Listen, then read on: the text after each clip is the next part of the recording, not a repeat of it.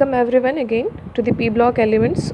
We are in the group 15. In today's class we'll start with reactivity towards halogens. Means how do the group 15 elements react towards the halogens. Halogens are your fluorine, chlorine, bromine and iodine. Now the group 15 elements, they form trihalides. Trihalides means tri শব্দটার মানে হলো গিয়ে তিনটে. Okay, they form trihalides of the formula MX3 which has a pyramidal shape. Pyramidal shape মানে এরকম. This is the pyramidal shape. Okay, and they also form pentahalides. Pentahalides মানে penta মানে হলো গিয়ে 5. Okay, so they form MX5 with the trigonal bipyramidal shape. Trigonal bipyramidal shape is this one, where you have 3 on the same plane, one above the plane and one below the plane. Okay, now one thing that should be noted, in the pyramidal structure it has an sp3 hybridization with one lone pair of electron. This M is your central metal atom, that is the group 15 element, sorry, and this X, these are your halogens. Okay, and say example, you say PCl5, this is a pentahalide, where you can see it's a trigonal bipyramidal structure. This phosphorus is an sp3 dehybridization. These two bonds, the above chlorine and the below chlorine, they are known as the axial bonds, and these three chlorines which are on the same plane, they are known as your equatorial bonds. They form equatorial bonds, and these two are axial bonds. Axial bond axis এর মধ্যে আর কি, একটা উপর দিকে একটা এরকম নিচের দিকে, আর এগুলো হলো কি এরকম একটা ক্লোরিন, এদিকে একটা ক্লোরিন, এদিকে একটা এই তিনটা হলো সেম প্লেন, একটা above the plane একটা below the plane. ঠিক আছে, এই দুটো হলো তোমার axial bonds আর এই তিনটা হলো কি তোমার equatorial bonds ফর্ম করে. Fine. Now it is said that all the bonds in PCl5 are not equivalent. Why? এটা আমাদেরকে বলা হচ্ছে যে PCl5 এর সব বন্ডসগুলো ইকুইভ্যালেন্ট না. ইকুইভ্যালেন্ট মানে ইকুয়াল না. কেন? দ্য রিজন ইজ যে আমাদের এখানে দুটো বন্ড থাকে কি অ্যাক্সিয়ালের মধ্যে, আর তিনটে থাকে কিসের মধ্যে, তোমার ইকুয়েটরসের মধ্যে, রাইট? সো এই যে অ্যাক্সিয়াল বন্ডস যেগুলো থাকে, দেয়ার আর গ্রেটার রিপালশনস. ওগুলোর মধ্যে কি থাকে? গ্রেটার রিপালশনস থাকে. আর এইগুলোকে রিপালশনগুলোকে মিনিমাইজ করার জন্য অ্যাক্সিয়াল বন্ডসগুলো কি থাকে, এর মানে লম্বা থাকে in comparison to those equatorial bonds. মানে ওগুলো একটা উপরে একটা নিচে থাকে, আর যদি পাশাপাশি থাকে এই ইকুয়েটোরিয়াল বন্ডসটা, মানে এরকম ইকুয়েটোরিয়াল বন্ডসের সাথে ওই অ্যাক্সিয়াল বন্ডসটা কি হয়ে যাবে, রিপালশন হয়ে যাবে. তো এই রিপালশনটাকে মানে মিস আউট করার জন্য বা রিপালশনটাকে ক্যান্সেল আউট করার জন্য তোমার অ্যাক্সিয়াল বন্ডস আর longer than your equatorial bonds. Okay, next see, pentahalides MX5 are more covalent than trihalides. Explain. MX5 is more covalent. Covalent character মানে তো আমরা জানি যে একটা shared pair of electron কে নিজের দিকে টানার যে টেন্ডেন্সিটা, this is your covalent character. So pentahalides are more covalent than trihalides. MX3 থেকে বেশি covalent. ওয়াই? এটার কারণ হলো গিয়ে তুমি যখন MX5 দেখছো, MX5 এর মধ্যে মেটালের অক্সিডেশন স্টেট কি +5 হবে, আর MX3 এর মধ্যে তোমার মেটালের অক্সিডেশন কি হবে, +3 হবে. So when you have higher, আমরা ফাজানস রুলসে পড়েছি, ফাজান রুলে আমরা কি পড়েছিলাম যে হায়ার দ্য চার্জ, মানে যত বেশি চার্জ থাকবে তোমার সেন্ট্রাল মেটাল অ্যাটমের উপরে, higher is its covalent character, right? So this is the reason. This is because the oxidation state of central metal atom is high in pentahalides and thus its charge density and polarizing power. যখন এটার মধ্যে বেশি charge থাকে, oxidation number যখন বেশি থাকে, ওটার মধ্যে চার্জের ডেন্সিটিটাও বেশি থাকে, পোলারাইজিং পাওয়ারটাও বেশি থাকে. পোলারাইজিং পাওয়ার মানে অন্য কাউকে যে পোলারাইজ করবে, মানে ইলেকট্রনস ওখান থেকে মানে দেবে, টানবে, ওরকম একটা চার্জ কাইন্ড অফ ইফেক্টটা ওর মধ্যে কি থাকে, বেশি থাকে. আর তার জন্য ওর কোভ্যালেন্ট ক্যারেক্টারটাও কি থাকে, বেশি থাকে. And this is our Fajans rule that we have already studied, right, in the last class. Next you have bromides are more covalent than chlorides. Of course এটা সাইজের জন্যই হবে, ব্রোমাইডসগুলো বেশি কোভ্যালেন্ট হয় ক্লোরাইড থেকে, কারণ হলো ব্রোমাইডের সাইজ বড়, ক্লোরাইডের সাইজ ছোট. This is also Fajans rule, right? Larger is the size, so higher is the covalent character. This is because larger the size of anion, more is its polarizability and hence greater is the covalent character. Okay, যখনই তুমি একবার এরকম দেখবে না covalent ক্যারেক্টারের ব্যাপারে জিজ্ঞেস করছে, বা মানে তখনই তুমি রিলেট করার চেষ্টা করো ফাজানস রুলসের সাথে. ফাজান রুল সেজ অ্যাবাউট দিস সাইজের ব্যাপারে এটা আমাদেরকে বলে. Next you have BiF3 is predominantly ionic, মানে BiF3 টা আয়নিক নেচারেরই. কেন? এটা তো একদম simple. Fluorine is the strongest electronegative element, সবচেয়ে বেশি ইলেকট্রোনেগেটিভ, হাইয়েস্ট ইলেকট্রোনেগেটিভ এলিমেন্ট. এর সাইজটাও খুব বেশি ছোট. ওটা কোনোদিন ওর সবসময় F- থাকে, ও কোনোদিনই কোভ্যালেন্ট বন্ড ফর্ম করবে না. ও সবসময় কীরকমের বন্ড ফর্ম করবে, ionic bond. So fluorine is the smallest anion, it has least polarizability, and bismuth is the largest cation which has large charge density, least polarizing power sorry. So তাদের যেহেতু ওর মধ্যে মানে ওর আয়নটা সবচেয়ে ছোট আর ওর আয়নটা সবচেয়ে বড় আর ওর পোলারাইজেবিলিটি কম, যখন তোমার সাইজ ছোট থাকে তখন ওর পোলারাইজেবিলিটি কী হয়ে যায়, কমে যায়। আর যদি কারোর অনেক বড় ক্যাটায়ন আছে, ক্যাটায়ন যদি বড় থাকে, এটা কিন্তু অ্যানায়ন ছিল, ফাজান রুল কিন্তু অ্যানায়নের সাইজের উপরে তোমাকে বলছে, ঠিক আছে। যখন এখানে দেখছো তুমি ক্যাটায়নটা বড়, তার মানে ওর চার্জ ডেন্সিটি কম, পোলারাইজেবিলিটি কম, তার মানে দুটো কেসই আমার কাকে ফেভার করছে, কোভ্যালেন্ট ক্যারেক্টারটাকে ফেভার করছে। So hence BIF3 is predominantly ionic. Moreover, fluorine এত ইলেকট্রোনেগেটিভ যে কখনো কোভ্যালেন্ট বন্ড ফর্ম করতেই পারে না, মানে খুব রেয়ারেস্ট কেসেও কিন্তু কোভ্যালেন্ট বন্ড ফর্ম করতে পারে। PCl5 exists while NCl5 does not. Why? Phosphorus pentachloride exist করে but nitrogen pentachloride exist করে না. Why? এটার কারণ হলো ফসফরাসের মধ্যে কি আছে, ভ্যাকেন্ট ডি অরবিটালস আছে, নাইট্রোজেনের মধ্যে কি নাই, vacant d orbital, and nitrogen is a small one. So যেহেতু ওর কাছে ভ্যাকেন্ট ডি অরবিটাল নাই, ওর অক্টেটটাকে এক্সপান্ড করতে পারে না যাতে ও 5টা ক্লোরিন অ্যাটমকে অ্যাকোমোডেট করতে পারবে, জায়গা দিতে পারবে। বাট PCl5 এ তো ভ্যাকেন্ট ডি অরবিটাল আছে, so this is the reason যে PCl5 কি করতে পারে, 5টা ক্লোরিনকে মানে ফসফরাস কি করতে পারে, 5টা ক্লোরিনকে অ্যাকোমোডেট করতে পারে। Next you have R3P double bond exist. A compound exist করে, R is an alkyl group like methane, ethane, propane এরকম কোন একটা alkyl group আর কি, okay. So R3P double bond exist করে কিন্তু R3N double bond exist করে না। Why is it so? এটার কারণ হলো কি अगेन যে ফসফরাসের মধ্যে ভ্যাকেন্ট ডি অরবিটাল আছে, ও এত মানে ফসফরাস অক্সিজেনের সাথে কি করতে পারবে, ডাবল বন্ডস ফর্ম করতে পারবে, কিন্তু নাইট্রোজেনের কাছে ভ্যাকেন্ট ডি অরবিটাল নেই। এই তিনটে অ্যালকাইলের সাথে ফর্ম করে আবার ডাবল বন্ডও ওর কাছে ফর্ম করবে বলে এত ভ্যাকেন্ট ডি অরবিটালস নেই, ও রাখবে কোথায় এক্সট্রা ইলেকট্রনসগুলোকে, it doesn't have any space because ওর কাছে ডি নাই। পির কাছে ফসফরাসের কাছে কি আছে, ডি আছে, ওকে। Next you have the HNH, this is hydrogen nitrogen hydrogen angle is higher than hydrogen phosphorus hydrogen.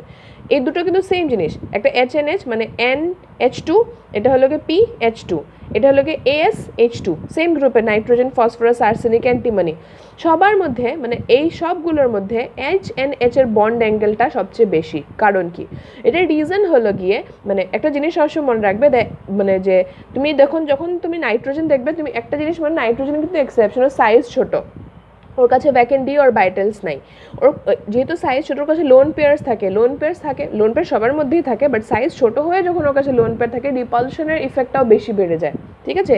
You keep this always in mind. তার উপরে নাইট্রোজেন কিন্তু ইলেকট্রোনেগেটিভ, আর যত তুমি নিচে যাও তোমার ইলেকট্রোনেগেটিভিটি কমে কমে আসে। You keep all this points in mind about nitrogen always. See, the angle values of H and H is higher than all these three because nitrogen is highly electronegative. Or কিন্তু বেশিরভাগ characters in nitrogen আমরা describe করে নিতে পারি by its higher electronegativity. Okay, there is high electron density, ওটার মধ্যে খুব বেশি ইলেকট্রন ডেন্সিটি থাকে নাইট্রোজেনের চারিপাশে, মানে নাইট্রোজেন যদি মাঝখানে থাকে, চারিদিকে যে ইলেকট্রনটা করে, ইলেকট্রনের ডেন্সিটিটা খুব বেশি বিকজ ওর সাইজটা খুব বেশি ছোট, আর তার জন্য মানে ওর রিপালশনটাও খুব বেশি থাকে, আর ইলেকট্রন পেয়ার্সগুলো কি থাকে নাইট্রোজেনের মধ্যে একটু দূরে দূরে হয়ে যায়, তাই জন্য ইলেকট্রন পেয়ার ধাক্কা খেয়ে খেয়ে ওর বন্ড লেংথটা আস্তে আস্তে বেড়ে যাবে। ফাইন, মেইনলি ওর বেসিক রিজনস হলো কি ওর সাইজটা ছোটো, ওর কাছে ডি নাই, ও খুব বেশি ইলেকট্রোনেগেটিভ, ঠিক আছে। তো ইলেকট্রোনেগেটিভ খুব বেশি হলে ওর মধ্যে রিপালশনটাও খুব বেশি হয়ে যায়। Next you have this reactivity towards oxygen, অক্সিজেনের দিকে রিঅ্যাক্টিভিটিটা আমরা গ্রুপ 15, রিঅ্যাক্টিভিটি টুয়ার্ডস অক্সিজেন মানে গ্রুপ 15 এলিমেন্টসের রিঅ্যাক্টিভিটি টুয়ার্ডস অক্সিজেন। যত গ্রুপ 15 এলিমেন্টস আছে ওরা দু রকমের অক্সাইডস মানে, একটা হলো M2O3 জেনারেল ফর্মুলা, একটা হলো কি M2O5 metal trioxide and metal like your this is a group M is a group 15 element, ওটা ট্রাইঅক্সাইডও বানাবে আবার পেন্টঅক্সাইডও বানাতে পারে। Now the oxides in the higher oxidation state of the element is more acidic, যে oxide গুলো higher oxidation state থাকে ওরা acidic থাকে than that of the lower oxidation state. Always remember, higher is the oxidation state, more will be the acidic character, lower is the oxidation state, it will be towards the basic character. Now you have their acidic character decreases down the group because of course যত তোমার নিচে যত তোমার সাইজটা কি হয়ে যায়, বড় হয়ে যায়, তো ওদের বেসিসিটি বেড়ে যায়। N2O3, P2O3, these two are acidic. AS2O3 and SB2O3, these are amphoteric, and Bi2O3 is a basic one. Acidic, তার নিচে যাচ্ছে অ্যামফোটেরিক হচ্ছে, আর একদম নিচেটা কি বেসিক। অলওয়েজ রিমেম্বার যে তুমি অ্যাসিডিক ক্যারেক্টার কিন্তু লোন পেয়ার্স দিয়ে ডিসাইড করছো, যে যার কাছে যত বেশি অ্যাভেলেবিলিটি অফ লোন পেয়ার সে তত বেশি অ্যাসিডিক। এগুলোর সাইজ ছোট, তুমি যত নিচে যাচ্ছ তোমার সাইজটা কি হয়, ইনক্রিজ করে। যখন সাইজ ইনক্রিজ করে, ইন দ্যাট কেস তোমার কি হবে, সাইজ ইনক্রিজ করলে তোমার লোন পেয়ারটা দূরে হয়ে যাচ্ছে, রাইট। সো ওই কেসে তোমার অ্যাসিডিক ক্যারেক্টারটাও ডিক্রিজ করবে। Acidic character is not always defined by these hydrogen ions. Next you have this reactivity towards metal.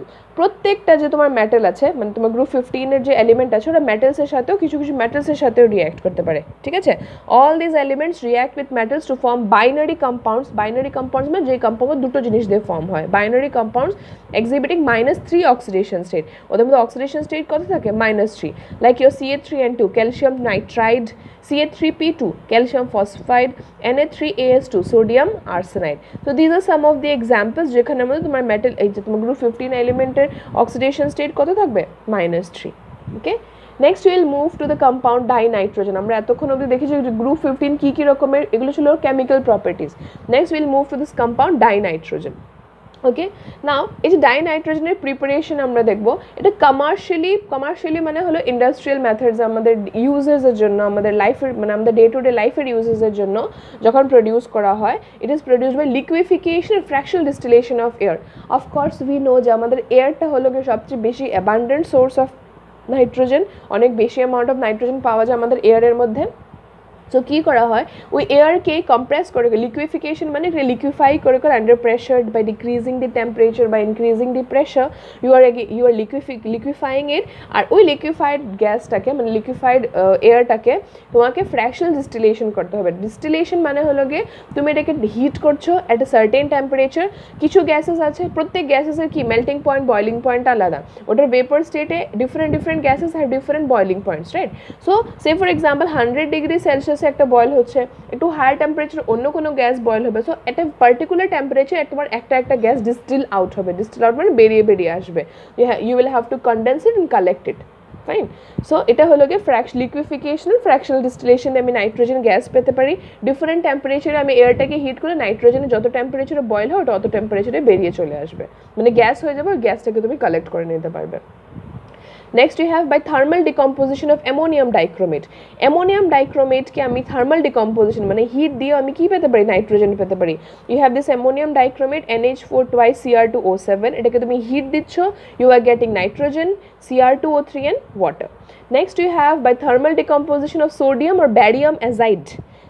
যখন আমরা ব্যারিয়াম অ্যাজাইড কিংবা সোডিয়াম অ্যাজাইডকে যখন থার্মালি ডিকম্পোজ করি, মানে হিট দিয়ে যখন ট্রিট করে ডিকম্পোজ হয়ে যায়, we also get what? We are also getting nitrogen gas. BaN3 twice is barium azide. You are heating it, you are getting barium and nitrogen, which is very pure. এই যে নাইট্রোজেনটা পাওয়া যায়, it is very pure in nature. Okay. Another method of preparation is by treating aqueous solution of ammonium chloride with sodium nitrite, NH4Cl and NaNO2. ammonium chloride and NaNO2 কে যখন তুমি treat করছো, you are getting nitrogen, NaCl and water.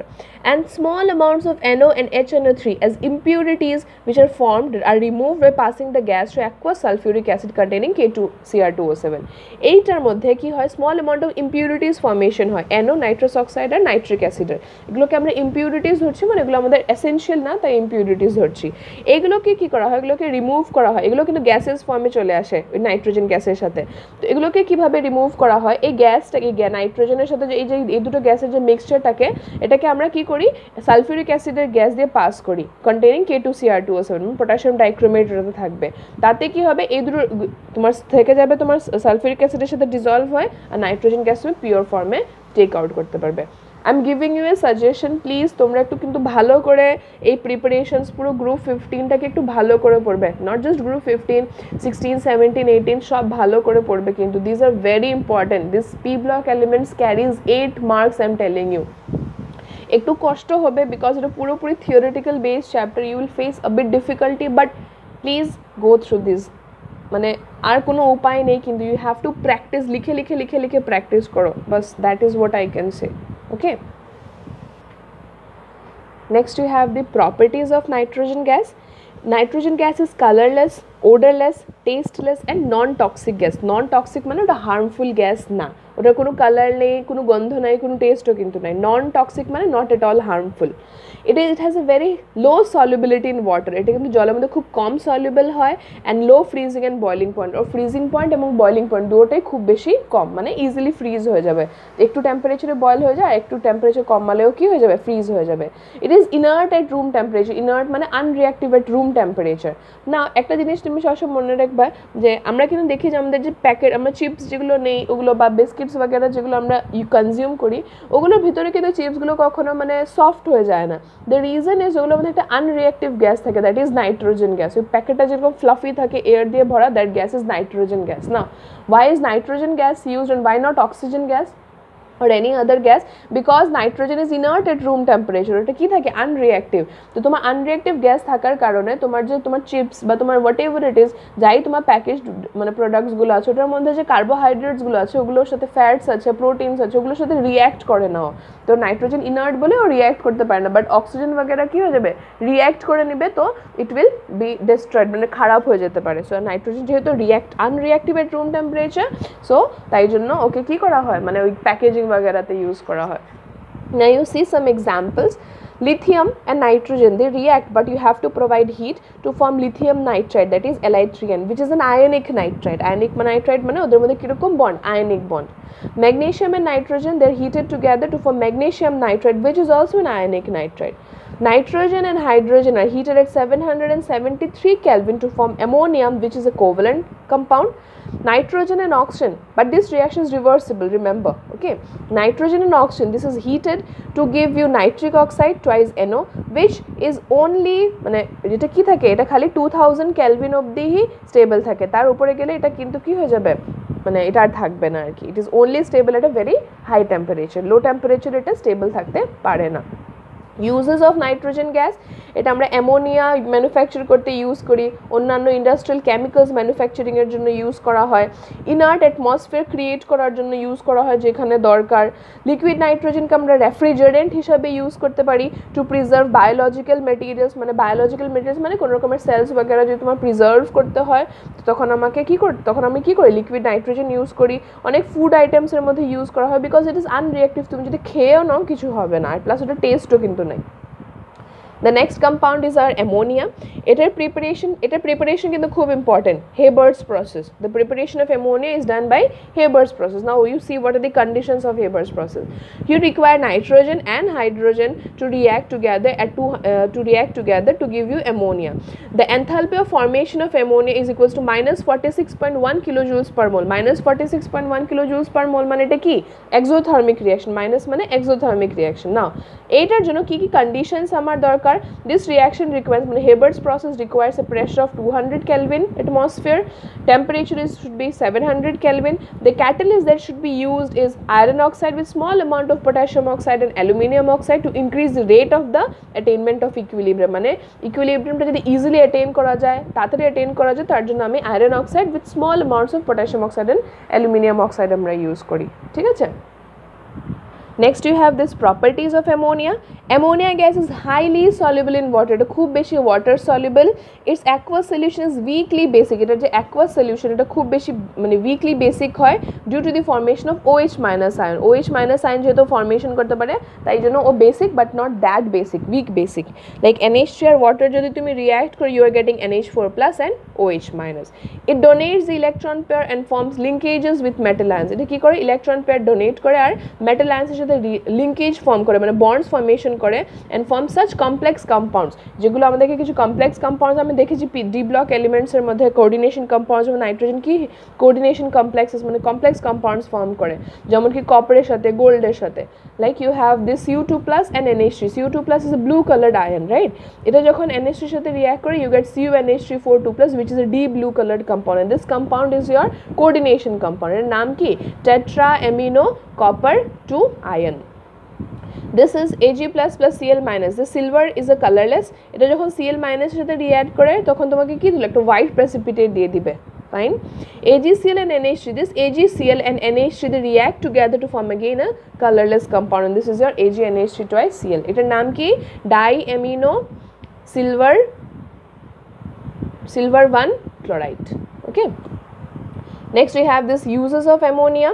It is used for production of various nitrogenous fertilizers, যে আমাদের urea वगैरह যে থাকে, aluminium phosphate, ammonium phosphate, এগুলো prepare করার জন্য আমার কি লাগে, নাইট্রোজেনাস ফার্টিলাইজার্সগুলো প্রিপেয়ার করার জন্য আমার অ্যামোনিয়ার দরকার হয়। Liquid ammonia is also used as a refrigerant, মানে ঠান্ডা করার জন্য ইউজ করা হয়। It is used in the manufacture some inorganic nitrogen compounds, কিছু ইনঅর্গ্যানিক মানে আমার কিছু কেমিক্যালস প্রিপারেশনের মধ্যে ইউজ করা হয়, যেমন কি nitric acid. Okay, next we have these oxides of nitrogen. Nitrogen কিছু oxide formation করে, ঠিক আছে? This point is very important from your examination point of view, the preparation and these as well. Oxides of nitrogen. Dinitrogen oxide, the first oxide of nitrogen is your dinitrogen oxide, which is a colorless gas. It is neutral. এটার formula, এটাকে আমরা লিখি nitrogen 1 oxide. Nitrogen 1 oxide মানে নাইট্রোজেনের oxidation স্টেটটা কত? 1. The oxidation state of this here nitrogen is 1. Preparation কিভাবে এটাকে prepare করা হয়? You are heating NH4NO3 ammonium nitrate, যখন আমি হিট করছি you are getting N2O and H2O. This has এই যে N2O স্ট্রাকচারটা কিরকম দেখো, N, this is a resonating structure, ঠিক আছে? N double bond O, fine. এখানে আমাদের নাইট্রোজেন দুটো লোন পেয়ার, এখানে অক্সিজেন দুটো লোন পেয়ার। না, একটা কি হতে পারে, এখান থেকে একটা পসিবিলিটি বন্ড ফর্মেশন, যেখান থেকে ও একটা লোন পেয়ার দিয়ে দিল, ওকে? তো যখন এখানে ট্রিপল বন্ড হয়ে যাবে নাইট্রোজেন, ওর ইলেকট্রন পেয়ারটা রিটার্ন করে দিল। সো একটা লোন পেয়ার নাইট্রোজেনের কাছে এখানে ট্রিপল বন্ড হয়ে গেল, এই আসলে তোমার নাইট্রোজেনের ডাবল বন্ডটা কি হয়ে গেল, সিঙ্গেল বন্ড। এই যখন এই বন্ডটাকে দিয়ে দেবে তো ওর কাছে কটা ইলেকট্রন হয়ে যাবে, মানে কটা লোন পেয়ার হয়ে যাবে, 3টা। সো এটাকে আমরা এরকম রেজোনেটিং স্ট্রাকচারটাকে এরকম লিখতে পারি, N single bond N single bond O. This bond length is 113 picometer and this bond length is 119 picometer. The shape is linear shape, linear মানে straight shape. এই যে স্ট্রাকচারস গুলো কিন্তু very important, this are asked in the examination. Draw করে দেখাও, প্রিপারেশনটা বলো, ওকে? The second oxide is nitrogen monoxide NO. This is the colorless gas, neutral one. Okay, এটাও colorless neutral থাকে। আর নাইট্রোজেনটাকে আমরা লিখি নাইট্রোজেন 2 অক্সাইড, মানে নাইট্রোজেনের অক্সিডেশন স্টেট এখানে কত, +2। Preparation কিরকম, when you are heating NaNO2 with ferrous sulfate and sulfuric acid, you are getting Fe2SO4 thrice, NaHSO4, sodium hydrogen sulfate and water and nitrous oxide, NO, nitrogen monoxide, sorry. এটা structure কিরকম, N double bond N, এখানের মধ্যে দেখো you have one lone pair of nitrogen and you have 2 lone pairs on oxygen and 1 odd electron on oxygen. এখন এটা resonating structure কি হতে পারে, যে অড ইলেকট্রনটা কার উপরে চলে গেল, নাইট্রোজেনের উপরে চলে গেল, and you have this structure. এই যে নাইট্রোজেন অক্সিজেন বন্ডটা, this is 115 picometer, okay? The next one is a dinitrogen trioxide N2O3. This is a blue solid and acidic in nature. বাকি আগের দুটো কিন্তু নিউট্রাল ছিল, এটা হলো ব্লু কালারের সলিড, ওর দুটো লিকুইড ছিল, এটা ব্লু কালারের সলিড, সরি ওর দুটোর গ্যাস ছিল। এটা হলো ব্লু কালারের সলিড, অ্যাসিডিক নেচারের নাইট্রোজেন 3 অক্সাইড। এখানে নাইট্রোজেনের অক্সিডেশন স্টেট কত, +3। প্রিপারেশন কিভাবে করব, NO plus N2O4, যখন তুমি NO আর N2O4 কে 250 কেলভিনে ট্রিট করছো, you are getting N2O3। The structure is like this, N single bond N, double bond O, single bond O।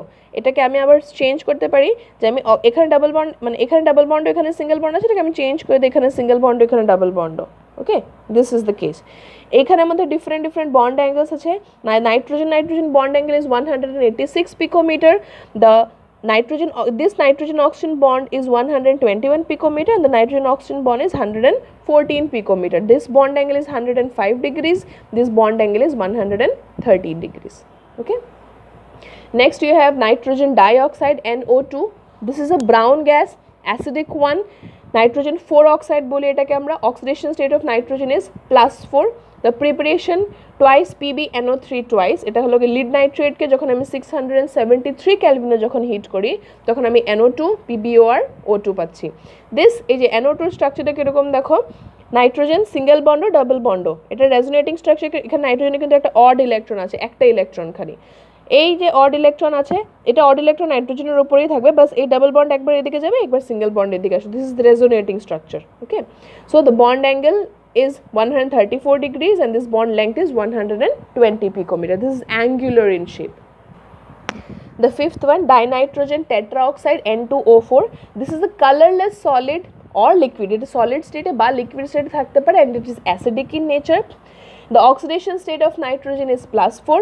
Preparation কিভাবে করব, NO2 ইট ইজ মানে কোল্ড কন্ডিশনে থাকলে তোমাকে N2O4 দেবে। তুমি যখন এটাকে আবার হিট করে, এটাকে এই প্রোডাক্ট পাওয়ার পর যদি আমরা হিট করি, এটা আবার তোমাকে twice NO2 দিয়ে দিবে। Okay, the structure is N single bond and double bond O, double bond O, single bond O, single bond O, fine, and it can be altered like double bond O এখানে opposite চলে গেল, single bond এরকম resonating structures তুমি পেতে পারো। তাছাড়া আমি bond angles গুলো দেখবো, this is a planar structure, মানে একই প্লেনের মধ্যে হয়। এই nitrogen bond angle is 175 picometer, this nitrogen oxygen one is 121 picometer, this bond angle is 135 degrees, okay। The last oxide of nitrogen, dinitrogen pentoxide N2O5, this is a colorless solid, আগেরটা কিন্তু সলিডও হতে পারে কিংবা লিকুইডও হতে পারে, এরকম ছিল। এটা সলিড আর অ্যাসিডিক নেচারের, okay. Nitrogen pentoxide N2O5, okay, 5, oxidation state of nitrogen is 5। preparation, nitric acid কে তুমি P4O10 দিয়ে যখন ট্রিট করো, you get 4 HPO3 and N2O5। N2O5 এর স্ট্রাকচার দেখো, এখানে কিন্তু একটা নাইট্রোজেন দুজনকেই শেয়ার করছে, this is a bridging oxygen এটা, আর বাকি সব ওদের কাছে আছে। এন এই অক্সিজেনটা নাইট্রোজেনকে শেয়ার মানে জোড়া দিচ্ছে এখানে, সিঙ্গেল বন্ডের অক্সিজেন, ডাবল বন্ডের অক্সিজেন, সেম থিং হ্যাপেন্স হিয়ার, বাস এখানে কি হলো, ডাবল বন্ডেডগুলো এক সাইডে লিখেছো, সিঙ্গেল বন্ডেডগুলো এক সাইডে, এই দুটো হলো resonating structure. Remember this resonating structure of all the oxides of nitrogen. Bond angle of nitrogen oxygen is 151 picometer, nitrogen oxygen A bond angle হলো 119 picometer, this is 112 picometer, মানে এটা হলো 119 আর এটা হলো 151, and the bond angle is 112, আর এই দুটো bond angle হলো 134 degrees। এটাও কিন্তু প্ল্যানার মানে একই প্লেনের মধ্যে, কোনটা above the plane কোনটা below the plane না, this is all on the same plane। Now your task for today is, আমি আজকে নোটস দেব না, see the videos and write the notes yourself, okay, I need these notes tomorrow anyhow।